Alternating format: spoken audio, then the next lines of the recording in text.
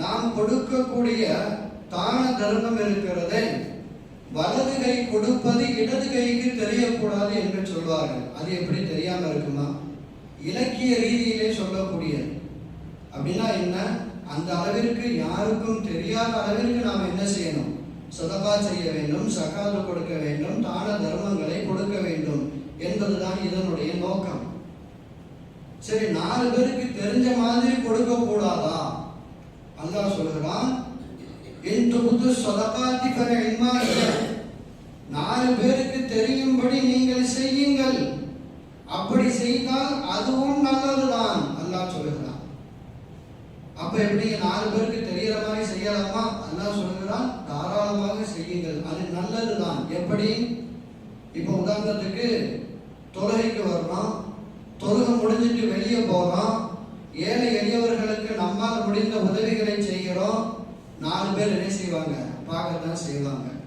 அப்படி பார்க்கும்போது அவங்களுக்கும் மனசுல ஒரு எண்ணம் வரும் இல்லையா? நாமளும் என்ன செய்யணும்? ஏழைகளுக்கு உதவி செய்ய வேண்டும் அப்படிங்கிற எண்ணம் அவர்களுக்கு வரும்.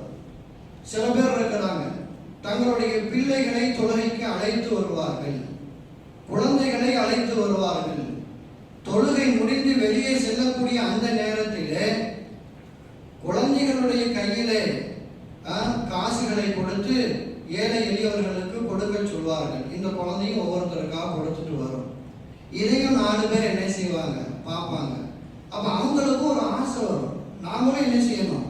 நம்ம குழந்தைகளை அழைச்சிட்டு வரணும், அவங்களையும் சதகா செய்ய வைக்கணும் அப்படிங்கிற ஆசை என்ன செய்யும்? அவங்களுக்கும் வரும்.